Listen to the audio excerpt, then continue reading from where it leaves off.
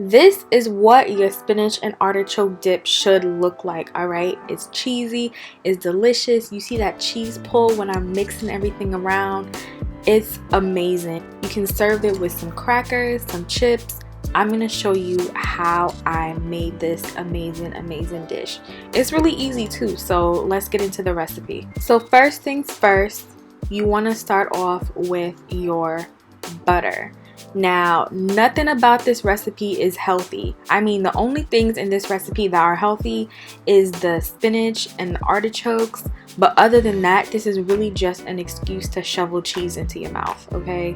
Do not be alarmed by the amount of cheese that we're going to be using. So obviously, I started off with some butter and some onions and a little bit of garlic. I'm gonna have the exact measurements for everything in the description box. I let the onions cook really slowly until they started to get brown and they got really soft and sweet. You don't want to cook your onions too quickly, especially not with the garlic, because if your garlic gets burnt, then it's going to make the whole dish taste really bitter. Now I'm using frozen spinach, and the reason for that is because we all know when you buy the fresh spinach and cook it down, you can put in like a whole bag and that thing will shrivel up into like a quarter size amount. So I like to use the frozen spinach to save myself that annoyance. And then the next thing I'm going to do is go ahead and bring in my artichokes. I bought some artichoke hearts that were pre-marinated, and honestly, if you can find pre-marinated artichoke hearts, add that in there because it's just gonna add another layer of flavor to your dish, okay?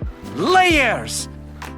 So while we're letting all of that thaw out, we don't really need to cook it for too long. We just want the spinach to thaw out and we want the artichoke hearts to heat through a little bit. All right, now while we're waiting for that to happen, y'all might as well subscribe. I'm a new channel and I would really appreciate your support, so hit the subscribe button, the notification bell, like, and leave me a comment, alright? So now that your spinach is heated through, your artichokes are heated through, we're going to come through with a whole block of cream cheese.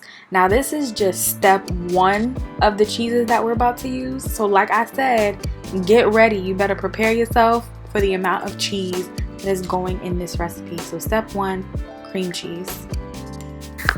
The next thing you want to do is pull out your mozzarella. So my mozzarella, again, just like my artichokes, they were pre-marinated.